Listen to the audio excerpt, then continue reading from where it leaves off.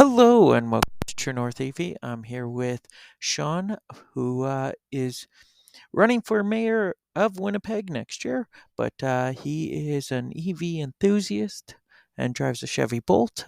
We got a chance to sit down outside at the Winnipeg Forks, and so you get a little bit of background noise and all that with it, but it's not too bad. I cleaned it up as much as I was able to, but hope you guys enjoy.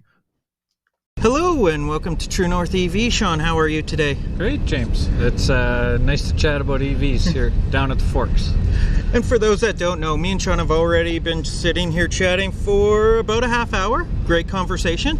And a lot of this stuff that I'm going to be talking with him, we've already kind of actually talked a lot about. So if it sounds like we're kind of halfway through a conversation, you'll know why. Well, the longer we take, the more charge I'll get on my Chevy Bolt. There is a level 2 charger in the parking lot here. And is that your first electric vehicle? You have a 2019 Chevy Bolt. Is that your first one that you've had? Yeah, and we love it. The first ride I had in an electric vehicle was Rob McClement's Mignata, I think, red, out in Carmen area. I was like, oh, this is cool. It's just like feeling the future. And seeing the disruption in the marketplace occurring is really exciting. And so that was your first electric. What was the first electric vehicle you drove? Was it that one, or did you get to drive it? Or? Actually, no. I think I've been.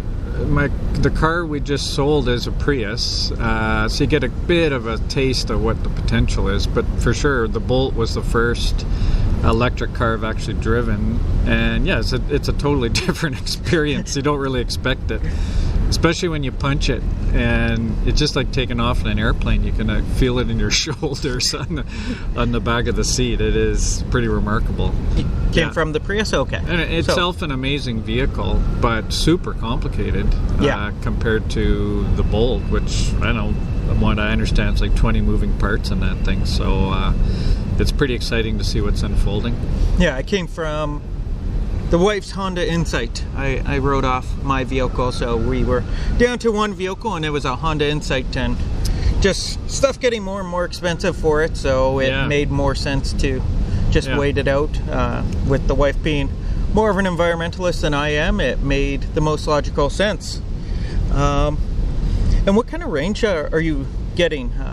Well, it's interesting when you're charging up at a level 3 charger and somebody invariably comes up and says, how long does it take to charge that thing, or how far does it go? And I like to remind people that 90% of your driving, maybe more, is within 200 or 300 kilometers of your house. And so the range question and the recharge time really doesn't matter, because in the morning you've got more than what you need, whether it's summer or winter, whether it's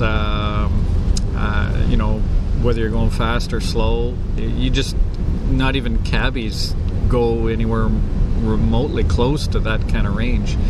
So on the 10% of the time when you're on a road trip, the range issue does become important. And there, I mean, it depends how you're driving. So we've got 400 kilometers out of it before, but generally when we're on a road trip, we go 250k and then pull over for a break and take about 45-50 minutes to charge up to 80%, and away we go again. Which that's kind of the normal for, I feel, most people. Even when I had a gas vehicle doing my long road trips out to Alberta, it's usually every 2 to 3 hours. I would stop anyways to get out and stretch. Well, there's no question it's slower, but you kind of have on a road trip, but you have to remember, first of all, build that in. So Fiona and I will go for a walk or have a lunch or a picnic, that type of thing. Try to find chargers that are located in interesting places that we haven't been before. But it has to counter that the 90% of the time is more convenient, because you don't have to go to a gas station. Yeah.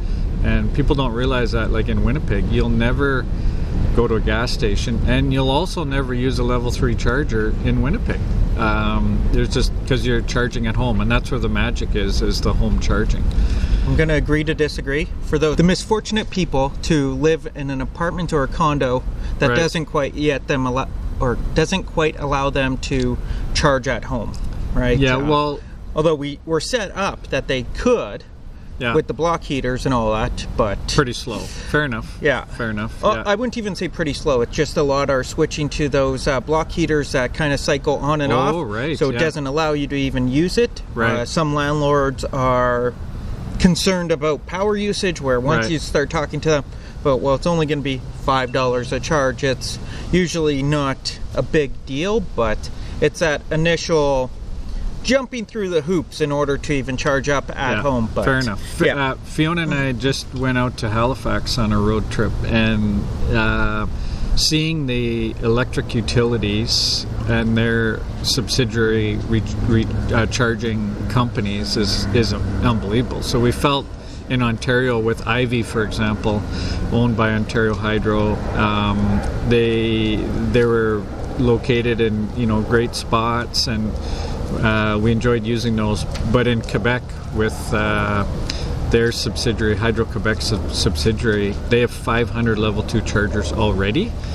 And so they also have 2,700 level 2 chargers. So, and many of them are free. And they were, one evening in Montreal, we went to a concert, and we had a free charge while we were at the concert at a nearby level 2 Hydro-Quebec charger. So I think in Manitoba, it's important for people thinking, I might be interested in buying level 2. You can look around and see what the recharging infrastructure is now. But surely to goodness, at some point we'll get on the ball, and there'll be much more recharging stations in the months and years to come. Level 2 and level 3. Yeah, and I feel especially for those that go up to the normal northern locations, you got Thompson, Gillam, the Paw type deal. Yeah. Those guys, we need to, getting into the little politics side of it, I feel that's when Hydro and the province needs to step up, and we got essentially a shipping crate at Red River College here in Winnipeg called the Jewel, puts it on. It charges on your normal 240 volt system. I believe it's 240 volt system. It charges up a battery in there, and so you get level 3 charging out of it. Right. I feel that's something that Hydro and the province can step up, put in those places to allow that northern travel. But yeah, interestingly, on our trip out to Halifax, we stopped in Mattawa, and there was a sea container, and I think it was full of batteries that were being recycled, actually. And it was being charged on a level on just a regular draw off the grid, and we didn't get a full charge there, but I thought that was a pretty creative solution to filling a gap in the system. Yeah, and if it's tied sort of to the one here in Red River College, I may be wrong, but I know Red River College had a program that they were actually using old New Flyer batteries for those. Right. So they are essentially old batteries, right, being given a new life. Yeah. But the bottom line is that in Manitoba, we have to start looking at level 3 charging networks and level 2 as an economic development strategy. Interestingly, we all grew up, James, under the Power Smart advertising, where Manitobans understood something is kind of complicated, which is if we reduce our electricity consumption, we'll be able to sell it for more in the United States. And now it's the other way around, that our purchasing electricity in Manitoba domestically is actually earning more money than Hydro is getting in the export market.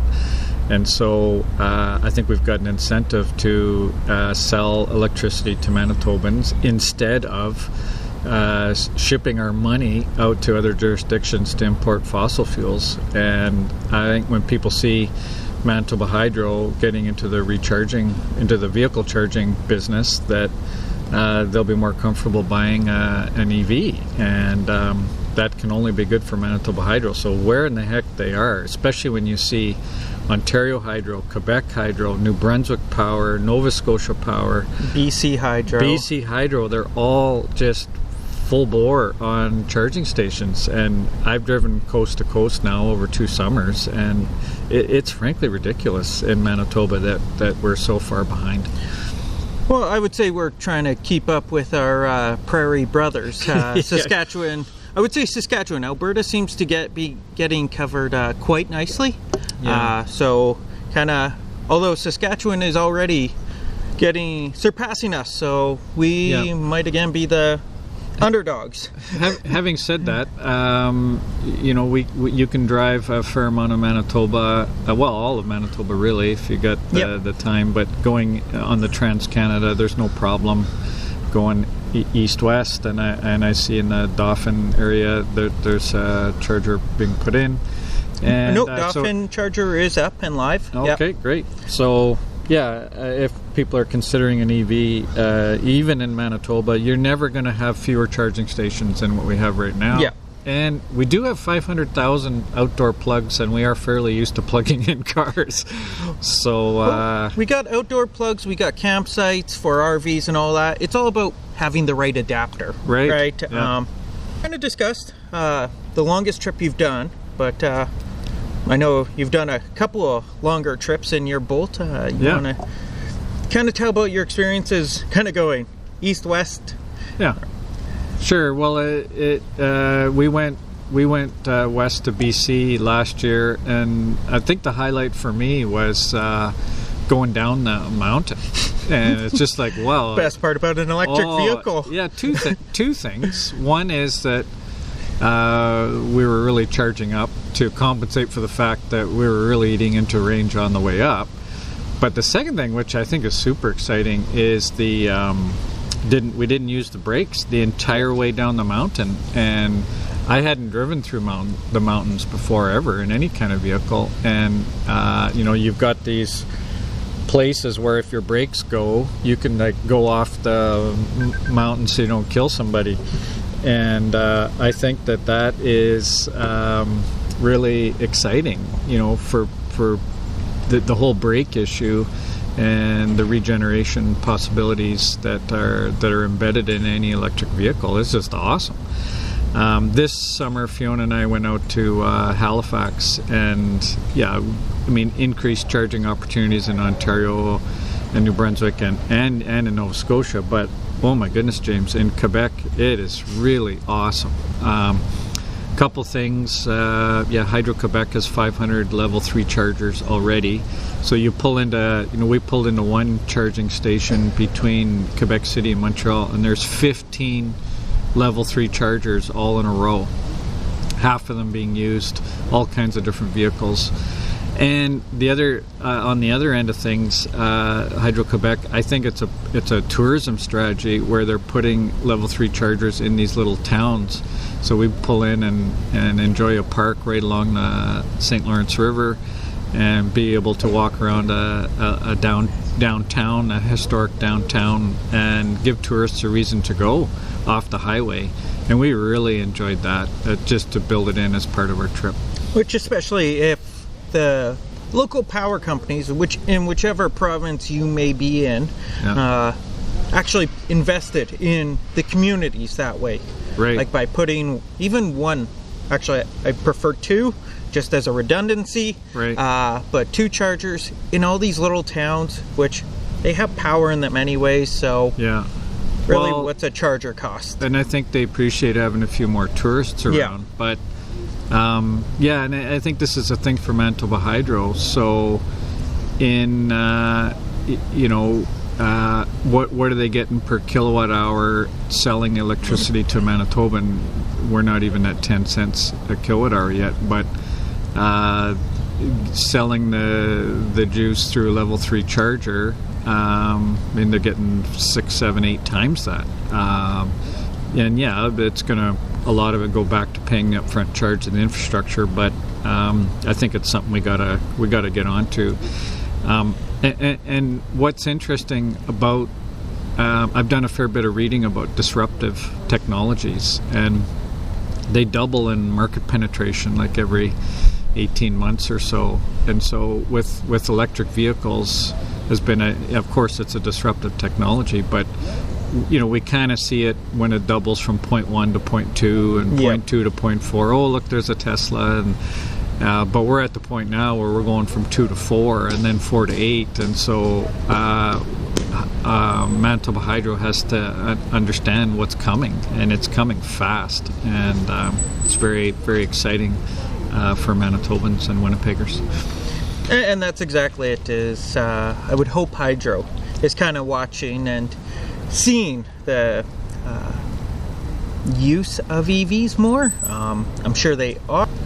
That Hydro could be dipping into with the solar, with the wind. We don't need to stick with just Hydro as our main deal.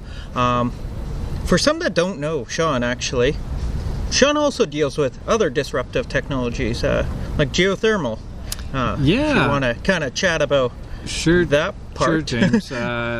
As you know, I'm running for mayor here in Winnipeg, October 2022, and we can talk a bit about how we can ramp up EVs, how the city can do that. But I mean, alongside of that are some other ways of doing things differently. So my career since 2006, I've been starting and running social enterprises, nonprofit businesses. And so Build, a lot of people have heard of Build. We've lowered utility bills in over 10,000 low-income households, doing both water and energy retrofits, hiring people with criminal records. And I just firmly think that Winnipeg's defining issue is connecting the people who most need the work with the work that most needs to be done. Especially right now, we got such a job. Everybody's looking for employees, but they want to be picky about who they choose just because you maybe made a mistake in your past. It's no, you're now immediately out. Well, there's a lot of Winnipeggers who not just have a criminal record but don't have the skills to be entry level, and we can bring them up to, so that they're attractive to employers. But Aki Energy also installing ground source heat pumps on First Nations, and we've done about $15 million worth now on 4 different First Nations in Manitoba using 100% local labor. And so it's not a surprise to a lot of people that I'm also interested in electric vehicles, because it's just great for Winnipeg, and I think it's time we put our shoulder into it and become leaders in Canada. It's a natural fit for us, both with the fact we already have renewable energy and the fact that we've got, we are used to plugging cars in the winter time, and I just think it's a great fit for us from an economic development perspective. And it's fantastic hearing the stuff that you've built up, right, from essentially nothing, right? It's actually seeing that this is the problem, and instead of trying to find, well, maybe Bob will fix it, right? You go ahead and find that solution. It's almost like you wrote a book or something about that. Yeah. An Army of Problem Solvers does talk about, that it put out about 4 or 5 years ago now, to talk about the power of social enterprise and doing things differently. And I do think it is a disruptive business model. And I just think, here in Winnipeg, we're living in an amazing city. We love so many things about it, but there's some things we're really struggling with. We import, James, into Winnipeg. This is just Winnipeg, $1.4 billion worth of fossil fuels on an annual basis. And so, any economic development strategy is to look at that and say, wow, what an opportunity to really convert those fossil fuel imports into green careers and keep our young people here at home. Would you happen to know, out of that 1.4 billion liters, $1 billion dollars, and depending on the price of fuel, could be a lot more, how much of that is going to government vehicles, whether provincial, city? No, I mean, I think those numbers are probably available, or you can estimate them, but in terms of government fleets, I think that governments can certainly lead the way and say we're going to transform our fleets, but it doesn't have to hurt. Yes. With government vehicles, a lot of them are sitting overnight, and a great fit for level 2 chargers.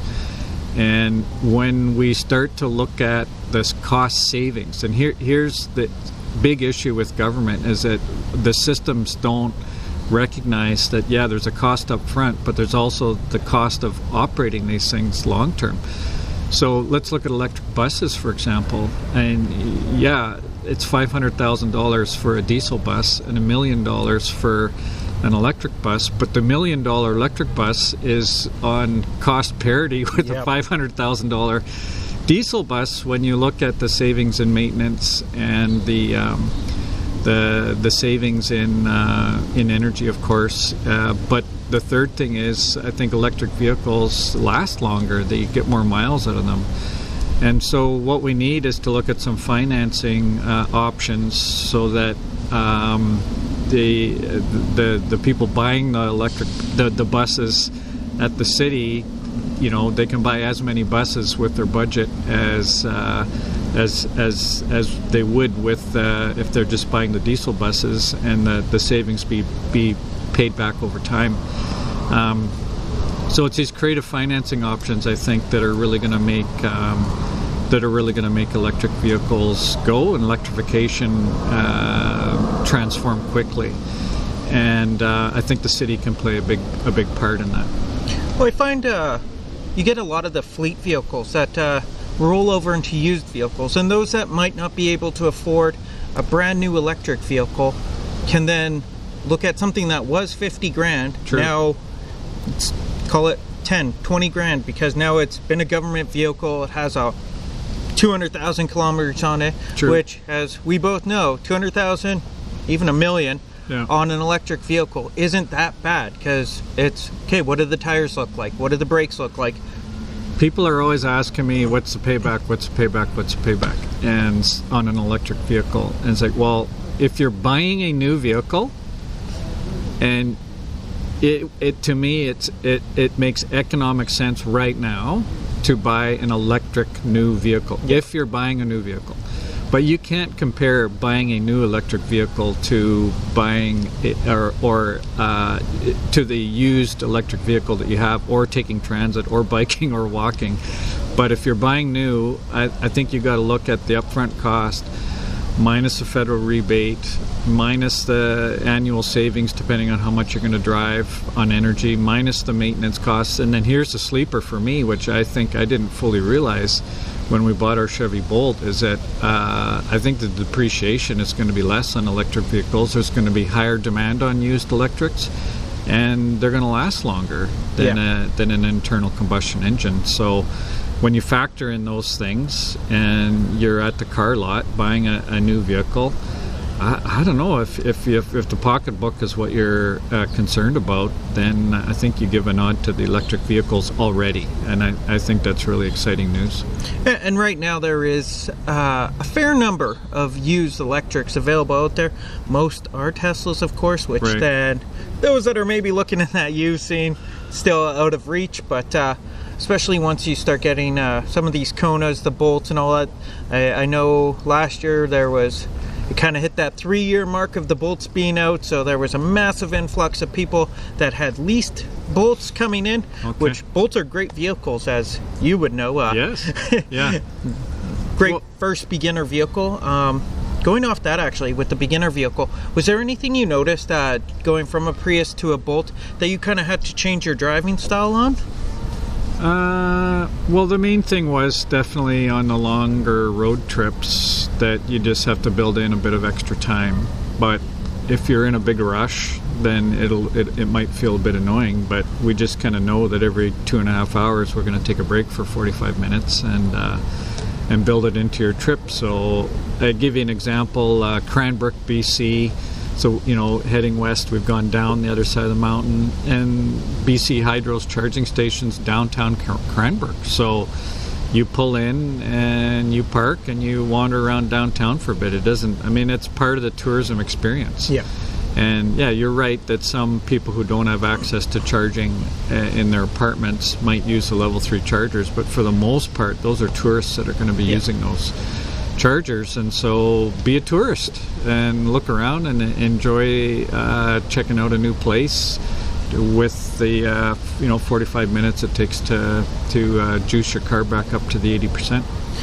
Well, and it's kind of like, for those that have been around for a while know that last year I did a trip out to Alberta. It's normally 16 hours in a gas vehicle. Right. It took 20 hours in an electric vehicle. Right. But I was way more awake, way more focused on driving than I normally would, because you're just powering through. You stop for the 10-20 minutes to gas up and all that. You never fully wake up, get rested, kind of. Heck, with an electric vehicle you could almost have a nap and then get back on the road. I feel it's a lot safer of a drive in a way. Well, that's the question, is what did you do with those extra 4 hours? So if you stopped and you went for a walk, or you had a nap, or you did some shopping for a grocery store, so you don't have to do that later. I mean, is it a waste of 4 hours? I don't know. The other thing we found with the long distance driving is the trick is to start at 100%.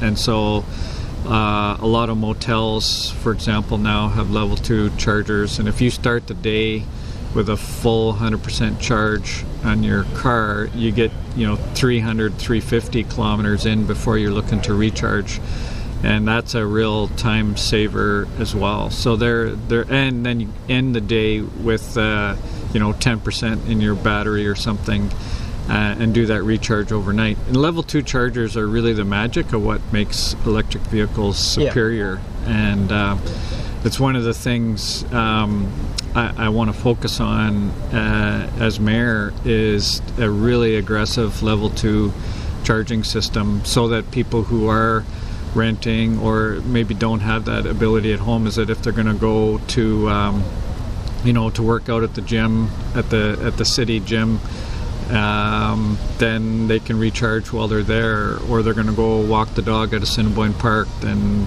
they can get a bump up from the level 2 chargers. And I just think it's we have a level 2 charger at home in St. Boniface, and it's the magic that really makes the electric vehicles make sense for us. And do you have a garage at home? No. Okay, so you're like me. You park outside, you charge up. Yeah. Where a lot of people, you can't do that. You need a garage. You have an electric vehicle, you need a garage. Yeah. I know even for a while, I actually had just even my level 1 charger. I had one charger kind of bite the bucket on me, and as I actually just used the level 1 for 2 months, which most people in the city, if we can have the landlords, the property owners, the condos change even the way they charge back to kind of pre-power smart days, with having the plugins that are even turned on all the time instead of the revolving energy efficient ones. It'll take a while for the infrastructure to catch up, but I mean, if you think about it, the electrification of Manitoba, I mean, we went from nothing to everybody using stuff. So there'll be some whining about, oh no, we can't, but we can find creative ways to meet that need. And we were talking earlier about, the used batteries in a sea container. I mean, you can put those types of things nice and neat in a condo yard type of thing, with vines growing up the side of them, and you go out and plug in for 3 or 4 hours and then move your vehicle so someone else can get in there, just for the top up, and I think that's all doable. We're going to see a big change. The other thing, James, we're looking at is in some cities in Europe, they're actually using street lights and putting level 2 chargers connected in the streetlights. So are we again giving hydro some possible business deals? Yes, we are.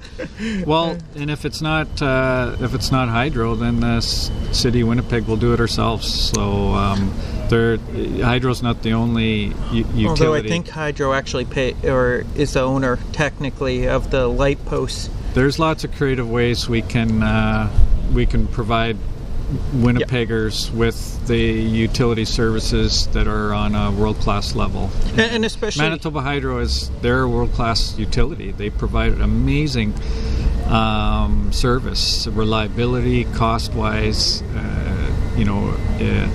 and so I think it's something we're all proud of, and looking forward to seeing the utility turn the corner and catch up and surpass other utilities in Canada.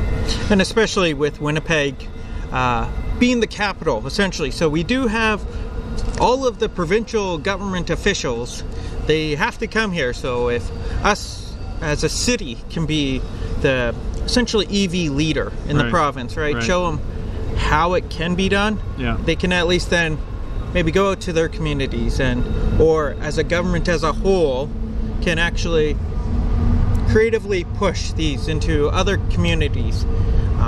And I think the trick is to look at why is Hydro-Quebec going so hard on, and why is BC Hydro? I mean, those are the two most comparable utilities to Manitoba Hydro. But we have, City Winnipeg has a utility, the Winnipeg Waste and Water, and there are other utilities. There are private utilities in Winnipeg that people get services from, and there are many ways of making sure that Winnipeggers are getting the services that they need as consumers. Yeah. And I also just think in terms of climate change, like, we've got to get moving. And just with our Chevy Bolt, we already have not used 4,000 liters of gasoline, which is pretty exciting. City, possibly even owning their own level 3 chargers, that especially with the city having their own utility, you could essentially just put the charge on your bill. Yes, or financing chargers as well on your property taxes.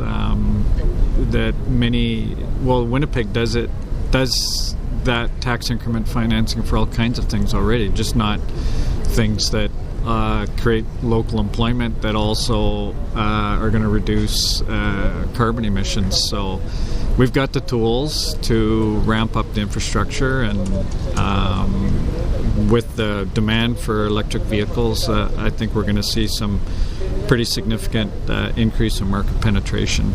Electric vehicles, which is really exciting. And it would be nice to have somebody in the government that actually understands what it takes for that change, in a way. That, not completely, but it kind of gets the concept of transitioning from a gas to an electric. I know when you're dealing with a fleet, it's not as easy as it sounds. There's always, and especially with the government, there's always hoops to jump through. A big problem is the upfront cost. We've got to get our government systems looking at ongoing operating costs as well. But it's the level 2 charging, which is a much easier electrical connection than a level 3 charger. So again, that's the magic that really makes EVs make sense. And we'll let the big companies look after a lot of the level 3s for the tourists when you're traveling, and we're seeing more of those around. But it was amazing, James, when we were in Montreal to see Hydro-Quebec's level 2 charging system throughout the city. And I mean throughout the city, like all the parks, the theater district, there were a lot of level 2 chargers. When you have a city and province that really realize the changes happening and essentially how can we benefit from that change, right? And you get your credit card out at the level 2 chargers, most of them, and it's like $1 an hour, but that's still way cheaper than gasoline. Well, and that's exactly it. The money we save usually charging up at home. Yeah. It's like when we went out to Alberta, I think altogether we were sitting at, I believe it was $200 for 4,000 kilometers, which was, I had no issue putting out that money because I normally put $2,000 worth of gas in. We had a Honda Insight, so very fuel efficient vehicle, still $2,000 a year for gas. Plus, I have no issue. You didn't have to do 10%. An oil change when you got home. Exactly, so, and you weren't wear and tear in your brakes. And, and the feel of driving fossil fuel free is pretty amazing as well. And there's always ways to save, right? Especially driving electric. You save a lot more drafting than with a gas vehicle. What is the worst feature about your Bolt, though? Oh, jeez. Well, I don't know that there is a worst feature. And I'm talking it could be even something minor. Like I know mine, it's a $50,000 vehicle, but it's got that hard plastic. It's that is maybe more important to you than to me. But here's a couple things. Good, having driven the Prius is an amazing vehicle. It had a lot more storage capacity. Yes. So I miss that about the Prius, and my kids think I'm crazy. But in the Prius, you could also go like 22.5 degrees in the cabin. Yeah. And in the Bolt, you're either 22 or 23. And like, the 22 is too cool and the 23 is too warm. But there's a few minor things. Yep. But on the whole, driving an electric vehicle is on some other level, and we really enjoy it. And I guess then to be positive about it, what's the best feature about your Bolt? We have not used 4,000 liters of gasoline, and so that's a lot of money that has been kept in Manitoba. I appreciated the electrician coming over to hook up our level 2 charger, so it created some employment that way as well. And just the climate change benefits, I think, and just being able to drive without being connected to that carbon economy was just awesome. Well, and that's kind of the big point is that was 4,000 liters, but with the price of gas right now, that's $6,000-ish. Yeah. In addition, there's we don't feel we're paying any more than we would have had we bought over time internal combustion engine vehicles. But that's also $6,000 that you spent probably a lot more locally than what would have been left in the province. Yeah. With certainly the fuel. A chunk of that going to Manitoba Hydro, which is great. So I definitely I think it's a win-win-win. Awesome. And what has your experience been with the dealerships?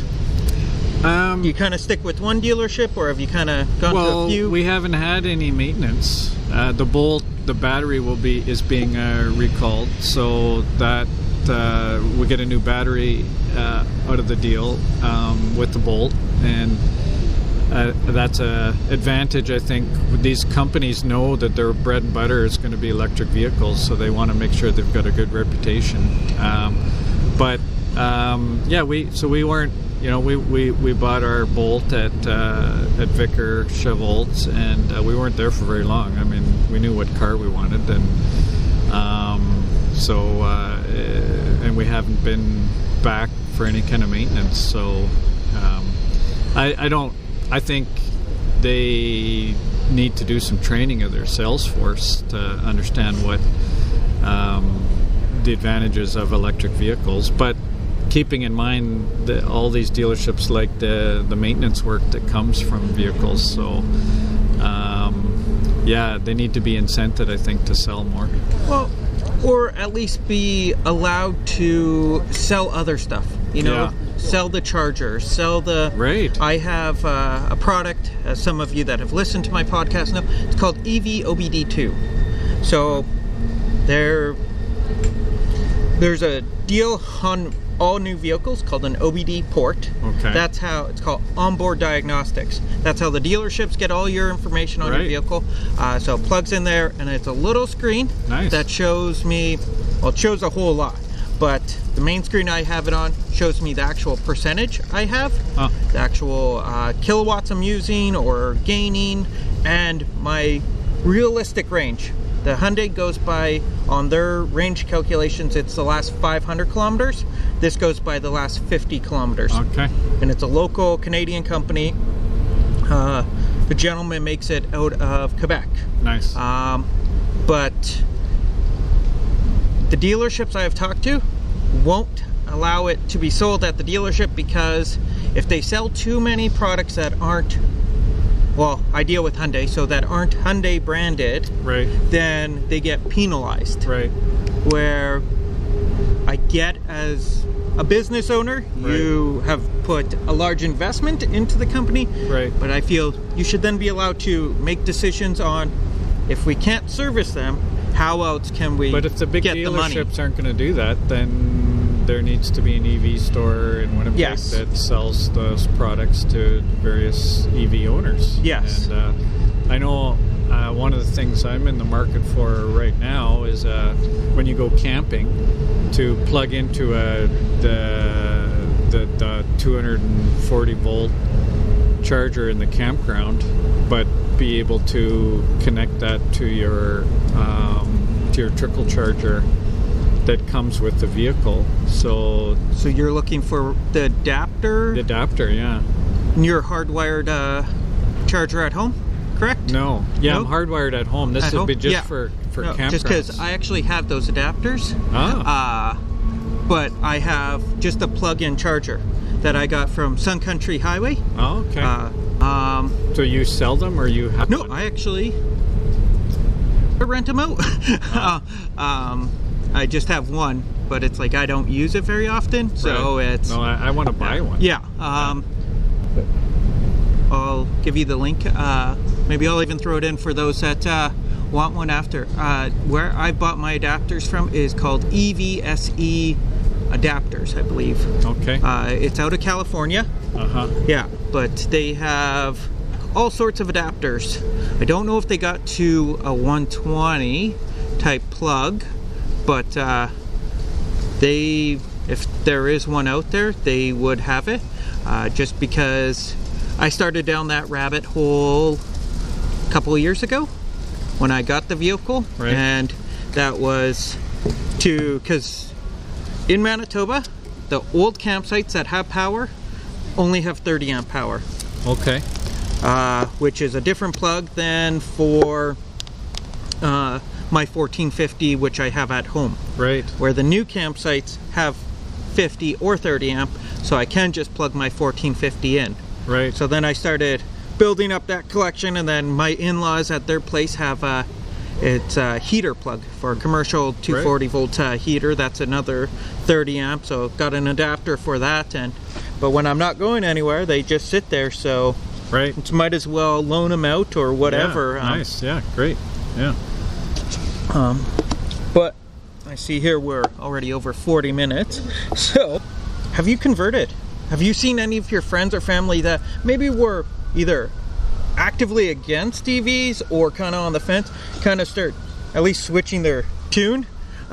When you Yeah, get yours? we've given our friends and family know they go for a test ride, and I think there's a lot of people thinking about when they buy the next vehicle. I don't encourage people to go and drop whatever car they've got. I mean, when you go to make a new car purchase, I think everyone we know is going to strongly consider electric, and part of it would be because of our experience. But people can make that decision when the time comes, and I think our experience has been encouraging, and hopefully will accelerate adoption. Awesome. Well, again, Shaun, I thank you for your time, and again, anybody in Winnipeg, what is it, August of next year is when the election is? October October next year. 2022, and I mean the campaign ramps up in May, but we'll be talking electric vehicles over the course of the official campaign. But appreciate spending time with you and being connected to the Manitoba Electric Vehicle Association. I think it's an important organization to encourage adoption, and that's amazing news, I think, for Winnipeg. And again, Shaun, thank you so much for your time. Thanks, James. And it was great chatting with you. Yeah, see you And Saturday. later. I want to thank Shaun for his time and the great conversation. Seeing somebody that quite enjoys the politics and the electric vehicles as much as I do.